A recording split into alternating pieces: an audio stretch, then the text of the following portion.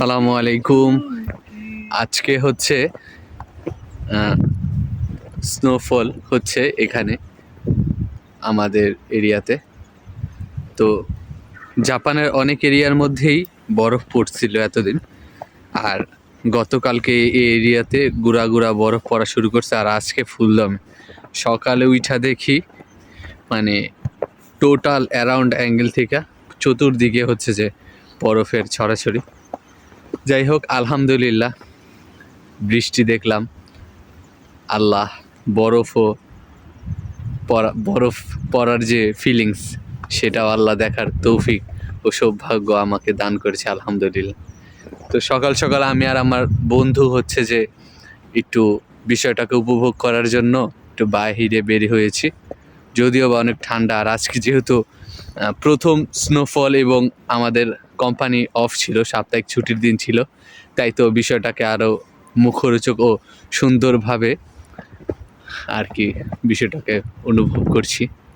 যাই হোক, আলহামদুলিল্লাহ এখন একটু দুষ্টাইম ফাইজলামি করে দেন বাসায় চলে যাব। আর আমার পায়ের কন্ডিশন, পায়ের জুতা পুরা মানে গিরা থেকেও উপরের স্থানে বরফ চলে এসেছে। এটা হচ্ছে যে কন্ডিশন। আর রাস্তার কথা কি বলবো, রাস্তায় তো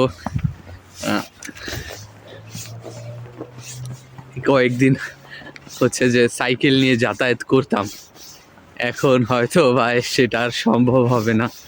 আর হলেও কষ্ট হবে, যেহেতু বাড়ি থেকে কোম্পানির দূরত্ব প্রায় আধা ঘন্টার মতন। এই আধা ঘন্টা এই বরফের রাস্তা দিয়ে সাইকেল চালানোর অভিজ্ঞতাও আমার নেই। যাই হোক, যদি সাইকেল দিয়ে না যেতে পারি তাহলে বিকল্প ব্যবস্থা ট্রেন আছে, কিন্তু ট্রেন দিয়ে গেলে আবার হচ্ছে যে আধা ঘন্টার মতন হাঁটতে হবে, তাহলে এখান দিয়ে আবার ভাড়াও যাবে, ট্রেন ভাড়াও যাবে। তো দেখা যাক কি হয়। আর এটা হচ্ছে আমার বাড়ির কলোনি বা এরিয়া। গাড়িগুলো দেখতে সত্যি খুব অসাধারণ লাগছে আমার কাছে, সত্যি খুব অসাধারণ লাগছে পুরা। এটা হচ্ছে যে 39, আমার বাড়ির নাম্বার 39,